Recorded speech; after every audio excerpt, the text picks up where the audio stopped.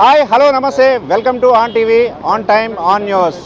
తెలంగాణ రాష్ట్ర వ్యాప్తంగా లాయర్లకు అన్యాయం జరిగిందని వివిధ జిల్లా కోర్టులలో రిలే నిరాహార దీక్షలు చేపట్టారు. ఈ సందర్భంలో రంగారెడ్డి జిల్లా కోర్టు బయట నిన్నటి సంధి రిలే నిరాహార దీక్ష కొనసాగించారు. అయితే ఈ రిలే నిరాహార దీక్ష ఇప్పుడే మధు యాష్కి గారు దీక్ష విరమింపజేశారు. ఇంతకీ వీళ్ళ డిమాండ్స్ ఏంటి, ఆ డిమాండ్స్ మధు యాష్కి ద్వారా ఏం నెరవేరాయి తదితర అంశాలను తెలుసుకునే ప్రయత్నం చేద్దాం. దాంట్లో భాగంగా మనకి తెలంగాణ రాష్ట్ర మరియు రంగారెడ్డి జిల్లా ప్రెసిడెంట్ వై కొండలరెడ్డి గారు మనతో పాటు ఉన్నారు. ఆయన అడిగి మరిన్ని వివరాలు తెలుసుకుందాం. సార్ నమస్తే. సార్ నమస్తే సార్. చెప్పండి సార్, మీరు ఏ డిమాండ్ల మీద ఈ 2 రోజుల సంధి నిరాహార దీక్ష చేపట్టారు, ఏం జరిగింది అసలు? మా ప్రధానమైన డిమాండ్ అండి, డైరెక్టర్ ఆఫ్ ప్రాసిక్యూషన్ వైజయంతి గారు, ఆమె నెక్స్ట్ మంత్ రిటైర్ అవుతుంది. మొన్నటికి మొన్న 3-4 రోజుల కింద 20 మందిని అపాయింట్ చేసుకుంటూ క్యాడర్ పీపుల్ని ఒక జీవో తెచ్చింది. అందులో మా రంగారెడ్డి జిల్లాలోనే 5 టెన్యూర్ పీపుల్ను తీసేసి క్యాడర్ పీపుల్ని అపాయింట్ చేసింది. అలాగే ఈ మధ్యకాలంలో ఒక ఆంధ్ర ప్రాంత వ్యక్తి టీఆర్ఎస్ గవర్నమెంట్లో అపాయింట్ అయింది. ఆమె ఇప్పటి కంటిన్యూ అయ్యి చాలామందిని కూడా ఆమెకి ఇష్టమైన వాళ్ళను ప్రమోషన్లకు సీనియారిటీ లేకున్నా ఆమె ఇష్టం వచ్చినట్టుగా ప్రమోషన్లు ఆమెకు అనుకూలమైన వాళ్ళకి ఇచ్చుకుంటూ ఆమె ప్రమోషన్లు ఇచ్చి పోస్టింగులు కూడా మంచి ప్రైమ్ కోర్ట్స్ ఏదైతే ఉన్నాయో పొటెన్షియల్ కోర్ట్స్కు ఆమెకు అనుకూలమైన వ్యక్తులను, ఆమె రిటైర్ అయిన ఒక 10 సంవత్సరాల వరకు కూడా ఆమెను చూసుకునే వ్యక్తులకు పోస్టులు ఇచ్చి అలా ఎలాంటి సబ్జెక్టు లేకున్నా సీనియారిటీ లేకున్నా చేస్తుంది. కాబట్టి దాన్ని తీవ్రంగా వ్యతిరేకిస్తున్నాం. ఆమెను సస్పెండ్ చేయాలి. ఆమె చేసిన నియామకాలన్నీ కూడా అన్ని జీవోళ్ళు కూడా రద్దు చేసేంత వరకు మా పోరాటం ఆగది. అలాగే రైట్, టెన్యూర్ పీపీలకు అన్యాయం జరిగింది అనేది ఇందులో దాగున్న వాస్తవమా లేకపోతే ఎట్లా? టెన్యూర్ పీపీలకు జరిగింది సార్ అన్యాయము. మేము తెలంగాణ గురించి పోరాడినాము. వచ్చినాక 10 సంవత్సరాల నుంచి కూడా మా తెలంగాణ న్యాయవాదులకు జరిగింది ఏం లేదు. అంతకుముందు సబ్ కోర్టులకు కూడా, అంటే సీనియర్ సివిల్ జడ్జెస్ కోర్టుకు కూడా టెన్యూర్ పీపుల్ ఉండేవారు. తర్వాత డిస్ట్రిక్ట్ కోర్టులకు కూడా ఏ దానికైనా 50% అడ్వకేట్సు టెన్యూర్ పీపుల్, అంటే అడ్వకేట్స్ నుంచి పొలిటికల్లీ అపాయింటెడ్ పీపీసు. ఇంకొక 15% అంటే క్యాడరు, అంటే వాళ్ళేమో సర్వీసు నుంచి వచ్చేవాళ్ళు, అలా అపాయింట్ అయ్యేవాళ్ళు. కానీ టీఆర్ఎస్ గవర్నమెంట్ వచ్చినాక మొత్తము సబ్ కోర్టుల పీపీలందరినీ కూడా రిమూవ్ చేసేసి టెన్యూర్ పీపీలు అనేది లేకుండా చేసింది. ఇప్పుడు ఈ ఉన్న జిల్లా కోర్టులకు కూడా మేము 50% కోటా అని అడుగుతున్నాం, మాకు ఎక్కువ ఏమొద్దు. కానీ ఆ 50% కోటా కూడా తీసి మొత్తము క్యాడర్ పీపుల్ని నింపి అసలు టెన్యూర్ పీపీ వ్యవస్థనే లేకుండా చేద్దామనే ఒక దుర్మార్గమైన ఆలోచన ఈ వైజయంతి గారు చేస్తున్నారు. ఆమెకు సపోర్ట్ చేస్తుంది. వైజయంతి గారి విషయంలో ఈరోజు దీక్ష సఫలీకృతం అయినట్టే అని భావించవచ్చా? తప్పకుండా సార్, ఇవాళకి సఫలీకృతం అయినట్టే మేము భావిస్తున్నాం. ఎందుకంటే మధ్యాహ్నం ఆమె దిష్టిబొమ్మ దానం చేసినాము. ఇవాళ ఒక కాంగ్రెస్ పార్టీ గొప్ప నాయకుడు, మాకు అంటే మా న్యాయవాద వృత్తి నుంచి ఎదిగిన వ్యక్తి, ఇవాళ కాంగ్రెస్ పార్టీలో కూడా ఒక ఉన్నతమైన పదవులనైనా మా ఎల్బీ నగర్ నియోజకవర్గానికి ఎమ్మెల్యేగా పోటీ చేసిన వ్యక్తి, మాజీ ఎంపీ. కాబట్టి తనకు మా న్యాయవాదుల సమస్యల మీద అవగాహన ఉంది. తనైతే ఇమ్మీడియట్గా అర్థం చేసుకోగలుగుతాడు. కాబట్టి వచ్చి మా అందరికి కూడా నేనున్నా అని హామీ ఇచ్చిండు. మాకు పెద్దలలాగా మదన్న అంటే చాలు, ఆయన హామీతోని మేము 100% సఫలీకృతం అయినమని అనుకుంటున్నాము. Okay right. మరొక అంశము, ఈ అడ్వకేట్ ప్రొటెక్షన్ యాక్ట్ అనేది ఎంతవరకు అమలవుతుందని భావిస్తున్నారు? అసలు అందులో ఉన్నటువంటి లోపాలు ఏంటి కాస్త చెప్తారా? అడ్వకేట్ ప్రొటెక్షన్ యాక్ట్ అంటే సార్, మేము ఏ తప్పు చేయకున్నా, ఎక్కడ ఎటువంటి వేరే విధానికి పాల్పడకపోయినా మా మీద పోలీసులు కక్షపూరితంగా పోలీసు వారిని వ్యతిరేకించేదంటే ఒక న్యాయవాదులే.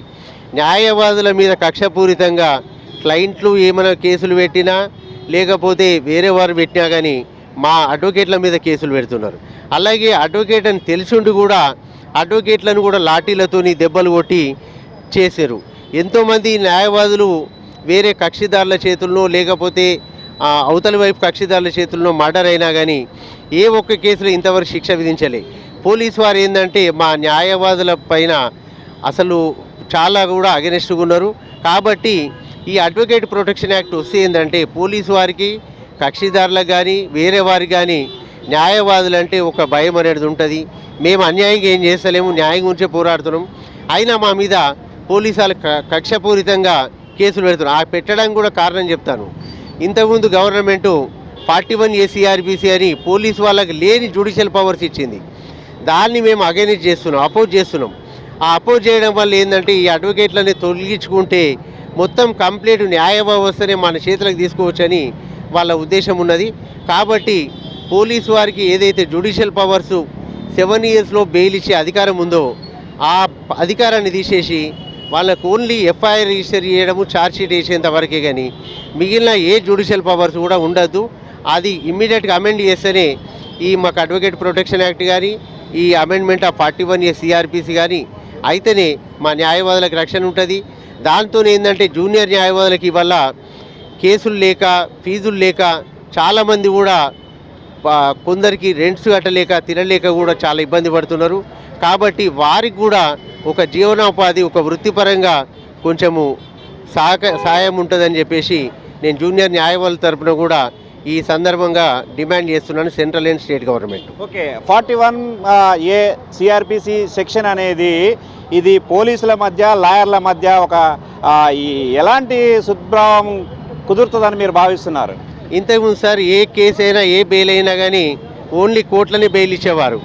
ఇవాళ ఏమైందంటే పోలీసు వాళ్ళకు కూడా అరే కోర్టు ఏముంది, మా దగ్గరని మేమే బెయిల్ ఇస్తున్నాం కదా అంటే అడ్వకేట్లను లెక్క చేయడం లేదు. మాకు కూడా పవర్స్ వచ్చినాయి, వాళ్ళ ఇష్టం ఉన్న వ్యక్తికి బెయిల్ ఇస్తారు, వాళ్ళకి ఇష్టం లేని వ్యక్తికి కోర్టుకు రిమాండ్ చేస్తారు. కాబట్టి అక్కడ మేము అడ్వకేట్లు పోయినామంటే అరే అడ్వకేట్ ఫీజు తీసుకుంటాడు క్లయింట్ పోతే అని మేము వచ్చినప్పుడు ఆ వ్యక్తికి బెయిల్ ఇవ్వడు. మేము పోయిన తర్వాత క్లయింట్కు డైరెక్ట్ ఫోన్ చేసి బెయిల్ ఇచ్చేది. అక్కడ ఏమైందంటే మాకు వాళ్ళకు మేము కోర్టుకు వస్తే కూడా వాళ్ళను డిఫెన్స్ కౌన్సిల్ డిఫెన్స్గా వాళ్ళు ఉంటారు కాబట్టి మేము క్లయింట్ తరపున వాళ్ళని క్రాస్ ఎగ్జామినేషన్ చేసినా ఏది చేసినా వాళ్ళకి అవన్నీ కూడా నచ్చక మా మీద కక్ష పెంచుకొని మమ్మల్ని వ్యతిరేకించేది ఒక న్యాయవాదులు అని చెప్పేసి మాకు వాళ్ళకి మీరేమో వ్యతిరేకిస్తున్నారో వాళ్ళే ఉండాలంటున్నారు. ఎట్లా చూడాలంటారు దీన్ని? ప్రజలు ఏ రకంగా చూడాలి? న్యాయవాదులకేమో ఈ రకంగా అంటున్నారు, పోలీసులకేమో అది న్యాయమే అంటున్నారు. ఎట్లా చూడాలంటారు? సార్ పోలీసులకు న్యాయం అని అనిపిస్తే ఓకే గవర్నమెంట్ అనుకుంటే, ఆ న్యాయాన్ని ఏదైతుందో దాన్ని మిస్యూజ్ చేస్తున్నారు. ఇప్పుడు కోర్ట్స్ ఉన్నాయి, కోర్టు ఏంటంటే ఇక్కడ న్యాయం జరగకపోతే ఇంకా పైన కోర్టు ఉంటుంది. ఇక్కడ ఏమైందంటే పోలీస్ వ్యవస్థ ఏంటంటే పైన పోయినా వాడే ఉంటాడు, కింద పోయినా వాళ్ళే ఉంటారు. కాబట్టి పోలీస్ వ్యవస్థ మీద మాకు నమ్మకం లేదు. పోలీసు వాళ్ళకి ఏంటంటే భయం అనేది ఉంటుంది. కంప్లైంట్ ఇచ్చినా ట్రాన్స్ఫర్ చేస్తారు కానీ సస్పెండ్ చేయరు. మాది ఏంటంటే కింది కోర్టులో న్యాయం జరగకపోతే పై కోర్టు పోతే న్యాయం జరుగుతుంది. ఇక్కడ మేము అందు గురించి ఇంకొకటి పోలీసు వాళ్ళకి ఈ మధ్యలో వచ్చిన పెత్తనం అది. ఇంతకుముందు ఉన్నది ఏదైతుందో దాన్ని మేము పునరావృతం చేయమని అంటున్నాం. అంతేగాని మేము కొత్తగా పోలీసు వాళ్ళకున్న పవర్స్ మాకు ఇవ్వట్లేము. మాకున్న పవర్ తీసి మాకు పవర్స్ కూడా కాదు, జడ్జెస్కున్న పవర్స్ను పోలీసు వాళ్ళకి ఇచ్చారు. పోలీసు వాళ్ళ నుంచి తీసి మళ్ళీ జడ్జెస్కే ఇవ్వాలని మా కోరిక. ఓకే, రాష్ట్ర వ్యాప్తంగా రిలే నిరాహార దీక్షలని నిన్న అన్నారు. మరి ఇక్కడ కోర్టు బయట, రంగారెడ్డి జిల్లా కోర్టు బయట రిలే నిరాహార దీక్ష విరమింపజేశారు. రాష్ట్ర వ్యాప్తంగా విరమింపజేసినట్టేనా? ఎట్లా? సార్ విరమింపజేయలేదు సార్. ప్రతిరోజు కూడా మార్నింగ్ 10:30 to 5 వరకు మా రిలే నిరాహార దీక్ష కంటిన్యూ అవుతుంది. ఇవాళ మధు యాష్కి గారు వచ్చి ఇవాళ కూర్చున్న అడ్వకేట్ మా సోదరులకు నిమ్మరసం ఇచ్చి విరమింపజేసాడు. మా దీక్ష అనేది మళ్ళీ కంటిన్యూ ఉంటుంది. రేపటి నుంచి కంటిన్యూ ఉంటుంది. రేపు హాలిడే సార్, October 2. కాబట్టి మేము కోర్టు ఉన్న రోజు మాత్రం కంపల్సరీ కంటిన్యూ ఉంటుంది. మా డిమాండ్లు పరిష్కరిస్తా అని హామీ ఇచ్చిపోయాడు మధు యాష్ గౌడ్ గారు. పరిష్కారం అయ్యేంత వరకు కూడా మా నిరాహార దీక్ష కొనసాగుతుంది. మాకు మొట్టమొదటి director of prosecution next working days వరకు వితిన్ 2-3 డేస్లో ఆమెను సస్పెండ్ కావాలి. వస్తే మేము సగం రిలీఫ్ అయిపోతాం. ఈ దీక్షలు ఎప్పటి వరకు కొనసాగే అవకాశాలు ఉన్నాయని మీరు భావిస్తున్నారు? ఇది మా చేతిలో లేదు సార్, ప్రభుత్వం చేతిలో ఉంది. ఓకే, ప్రభుత్వం అనేది జ్యుడిషియల్ అనేది రెండు చాలా కీలకమైనటువంటి దేశానికి మూల స్తంభాలు. ఈ మూల స్తంభాల మీదనే జరుగుతున్నటువంటి వ్యవహారం, దీన్ని ఏ రకంగా చూడాలంటారు? సార్ ప్రజలకు తెలుసు సార్, మేము ఎక్కడ అన్యాయం అడుగుతలేము. మాకున్న న్యాయమైన కోరికల్ని అడుగుతున్నాము. ఇప్పుడు ఇవాళ డాక్టర్స్కి ఉంది ప్రొటెక్షన్ యాక్టు, జర్నలిస్టులకు ఉంటుంది, పొలిటికల్ లీడర్స్కి ఉన్నాయి, అందరికీ ఉన్నాయి. ఒక మా అడ్వకేట్లకే లేదు. మేము మాకు ఉన్నది అంటే ఇప్పుడు వేరే దగ్గర కర్ణాటక స్టేట్లో ఉంది, జార్ఖండ్లో ఉంది, రాజస్థాన్లో ఉంది, అవి ఉన్నాయి. ఇప్పుడు యాక్చువల్గా ఇది సెంట్రల్ గవర్నమెంట్ చేయాలి. ఎందుకంటే సెంట్రల్ ఏ గవర్నమెంట్ అయినా ఏ పొలిటికల్ లీడర్ అయినా అడ్వకేట్ కూడా మన చేతులు ఉండాలని అనుకుంటారు. అందు గురించి సెంట్రల్ గవర్నమెంట్ చేయాల్సింది చేస్తలేదు. కానీ కొన్ని స్టేట్ గవర్నమెంట్లు వాళ్ళు కల్పించుకొని, ఇప్పుడు కర్ణాటక గవర్నమెంట్ లాస్ట్ ఇయర్ చేసింది. కాబట్టి ఇక్కడ కూడా ఈ గవర్నమెంట్ కోణంలో ఇక్కడ రేవంత్ రెడ్డి గారు ఏ రకంగా దీన్ని స్పందిస్తారని మీరు అనుకుంటున్నారు? రేవంత్ రెడ్డి గారు సార్ మా అడ్వకేట్ల మీద చాలా సానుకూలంగా స్పందించారు. ఎందుకంటే 100 కోట్ల రూపాయలు గత ప్రభుత్వం ఇస్తామని చెప్పి ఇయ్యలే, కానీ మాకు 100 కాదు 200 కోట్ల రూపాయలు కూడా ఇచ్చింది మొన్న. ఇన్సూరెన్స్ అన్నీ కూడా మాకు అడ్వకేట్లు కట్టేశారు. అలాగే కాంగ్రెస్ పార్టీ రాగానే అధికారంలోకి రాగానే 100 కోట్ల రూపాయలు శాంక్షన్ చేసి తెలంగాణ హైకోర్టు బిల్డింగ్ కూడా శంకుస్థాపన చేశారు. అది చరిత్రలో, ఎందుకంటే తెలంగాణ గురించి పోరాడిన అడ్వకేట్లకు 10 సంవత్సరాల గత ప్రభుత్వం ఏం చేయలేదు. కానీ వచ్చిన నెల రోజుల్నే బుద్వేల్లో ల్యాండ్ చూపించి 100 కోట్ల రూపాయలు శాంక్షన్ చేసింది. అలాగే మేనిఫెస్టోలో పెట్టింది అడ్వకేట్ల గురించి 5 ఇయర్స్ లోపు ఉన్న జూనియర్ అడ్వకేట్లకు స్టైఫండ్ కానీ, ఇల్లు లేని వారికి ఓ ప్లాటు ఇల్లు కానీ, అలాగే బీసీ ఎస్సీ ఎస్టీ కమ్యూనిటీకి జీపీ పీపీ ఏపీపీ పోస్టులు కానీ ప్రతి దానిలో కూడా ఇవి ఇస్తామని చెప్పేసి మా న్యాయవాదుల గురించి మేనిఫెస్టోలో పెట్టిన పార్టీ ఏదైనా ఉందా అంటే అదొక కాంగ్రెస్ పార్టీ.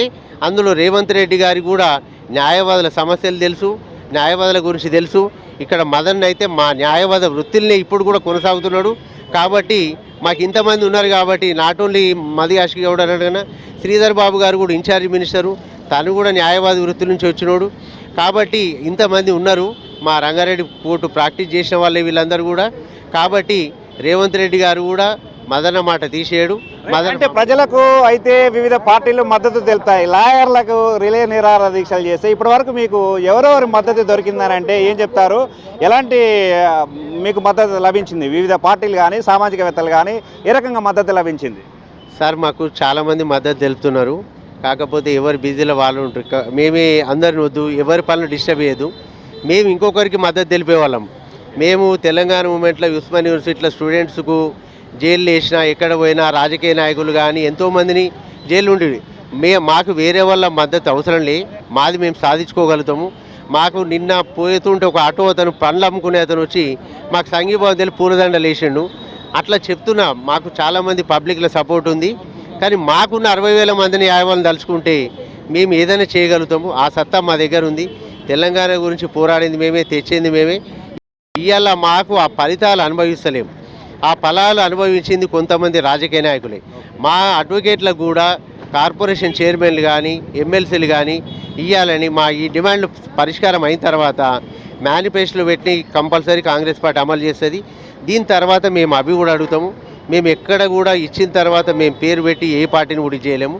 కాబట్టి మాకు అందరి మీ తోటి లాయర్లకు ఫైనల్గా మీరు ఏం చెప్తారు సార్? మా తోటి లాయర్లందరూ కూడా మనము ఏ ప్రాబ్లం అయినా కానీ మన తోటి న్యాయవాదికి ఏది వచ్చినా కానీ అందరం సంఘటితంగా పోరాడదాం. మనకు చట్టం తెలుసు, చట్టంలో ఉన్న ఏమేమి ఉపయోగించుకోవాలో తెలుసు. కాబట్టి మనం శాంతియుతంగానే మాకు చట్ట పరిధిని శాంతియుతంగా మేము రిలే నిరాహార దీక్ష చేస్తున్నాము. కాబట్టి ఇక్కడ కాకపోతే కోర్టులో కూడా ఎట్లా అనేది మాకు తెలుసు. కాబట్టి ప్రతి ఒక్క న్యాయవాదికి మేము అండగా ఉంటాము. తెలంగాణ వ్యాప్తంగా ఉన్న 60,000 మంది న్యాయవాదులకు కూడా ఇది ఒక్క రంగారెడ్డి జిల్లాది కాదు, ప్రతి కోర్టులో కూడా ఉన్న బాధలే. ప్రతి జిల్లాలో మొన్న సిద్దిపేటలో అయింది, జనగామలో అయినాయి దాడులు, కుకట్పల్లి కోర్టులు అయినాయి, వరంగల్లో మర్డర్ అయింది, ఆదిలాబాద్లో అయింది, చాలా వరకు అయినాయి. ఎక్కడైనా కానీ మేము ఈ సంఘటనల మీద ఇమ్మీడియట్గా మేము స్పందిస్తున్నాము, అక్కడికి వెళ్ళి పరిష్కరిస్తున్నాము. కాబట్టి చాలా వరకు తగిన చర్యలు తీసుకున్నారు. కాబట్టి ఈ సందర్భంగా మేము హెచ్చరించేది ఏంటంటే పోలీసు వారిని కానీ ఈ డైరెక్టర్ ఆఫ్ ప్రాసిక్యూషన్ కానీ మా అడ్వకేట్లను ఎటువంటి ఇబ్బందులకు గురి చేసినా, ఎటువంటి దాడులకు పాల్పడ్డా, ఏం చేసినా తీవ్ర పరిణామాలు ఉంటాయని హెచ్చరిస్తున్నాం. Okay, right sir. ఇవాళ మీరు లాయర్లకు మద్దతు తెలపడానికి గల ప్రధాన కారణం ఏంటి? కారణం ఏంటంటే దేవుడి తర్వాత డాక్టర్ తర్వాత లాయర్ కూడా ఏ ఆపద వచ్చినా వీళ్ళుండి సమరస్యంగా మాట్లాడి సమరస్యంగా పరిష్కారం చేసుకోవాలి. కానీ ఆ జీవో దేవాలే కాంగ్రెస్ వాళ్ళు మేనిఫెస్టోలో పెట్టి అది అమలు చేయమని కోరుతున్నాం అంతే. ప్రధానంగా ఈ దీక్ష సఫలీకృతం అవుతుందని మీరు భావిస్తున్నారా? 100% సఫలీకృతం అవుతుంది. ఎందుకంటే ఈ గవర్నమెంట్ ఏదైతే కాంగ్రెస్ గవర్నమెంట్ ఇప్పుడు ఉందో, ఈ గవర్నమెంట్ ఫామ్ కాకముందు మేనిఫెస్టోలో క్లియర్గా మెన్షన్ చేశారు. ఒక 8 అంశాలు మెన్షన్ చేశారు. అందులో ముఖ్యంగా అడ్వకేట్ ప్రొటెక్షన్ యాక్ట్, ఇది చాలా ఇంపార్టెంట్. ఇది ఎందుకంటే వరవరరావు దంపతుల్ని అతి దారుణంగా కిరాతకంగా చంపేశారు 2021 ఐ థింక్. అదే సంవత్సరంలో బార్ కౌన్సిల్ ఆఫ్ ఇండియా ముసాయిదా కమిటీ వేసి 7 సభ్యులతోటి ఒక ముసాయిదాని వేసారు. అయితే దాని ఇంప్లిమెంటేషన్లో భాగంగా అది అడ్వకేట్ ప్రొటెక్షన్ యాక్ట్ కానీ వచ్చినట్టయితే ఎవరైనా తప్పుడుగా అడ్వకేట్స్ మీద బిహేవ్ చేసినా, బండబూతులు తిట్టి శారీరకంగా మానసికంగా హింసించినా అటు పోలీస్ వ్యవస్థ కానీ ఇటు పబ్లిక్ కానీ ఎవరైనా కూడా, అంటే క్లయింట్స్, అటువంటి వారిపైన 6 మాసాల నుంచి 5 ఏళ్ళ వరకు జైలు శిక్ష, ₹1,00,000 జరిమానా.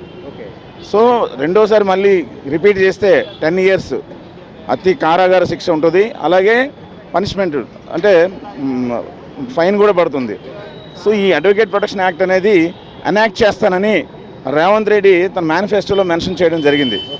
అలాగే 41A CRPC అది ఈరోజు పోలీస్ వ్యవస్థకి ATMలా మారిపోయింది. సో అది BNSS 35% that should be removed. ఎందుకంటే ఈరోజు అడ్వకేట్ సోదరులు ఉన్నారు, అంటే మేమంటే పర్లేదు, యంగ్స్టర్స్ ఉన్నారు చాలామంది జూనియర్ అడ్వకేట్స్.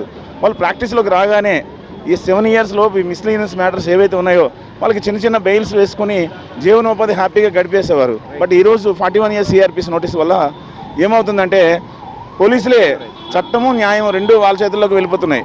సో వాళ్ళే మేనేజ్ చేస్తున్నారు, వాళ్ళే కొడుతున్నారు, వాళ్ళే స్టేషన్ బెయిల్ ఇస్తున్నారు. దీనివల్ల అడ్వకేట్స్ అందరూ తీవ్రంగా నష్టపోతున్నారు. అందుకని అడ్వకేట్స్కి మినిమం 5,000 స్టైఫండ్ ఇవ్వమని స్టేట్ గవర్నమెంట్ ఆల్రెడీ మేనిఫెస్టోలో పెట్టిందాన్నే ఇంప్లిమెంట్ చేయమని మేము అడుగుతున్నాం. రైట్, మొత్తానికి అడ్వకేట్ల రిలే నిరాహార దీక్ష ఇంకా కొనసాగుతుందని ఇక్కడ తెలుసున్నటువంటి అంశము. ఎనీవే 3 డిమాండ్లు అయితే ప్రధానమైనటువంటి డిమాండ్లు కనబడుతున్నాయి.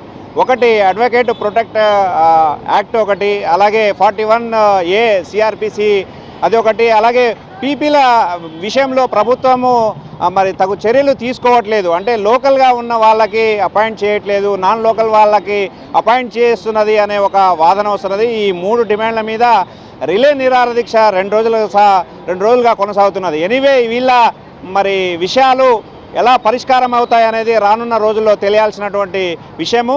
ఎనీవే ఇది ఇవాళ రంగారెడ్డి జిల్లా కోర్టు బయట నుంచి స్పెషల్ ఎపిసోడ్. మరొక ఎపిసోడ్తో మళ్ళీ మీ ముందుకు వచ్చే ప్రయత్నం చేస్తాను. అప్పటి వరకు ఆన్ టీవీతో టచ్లో ఉంటారని ఆశిస్తూ this is Balu signing off.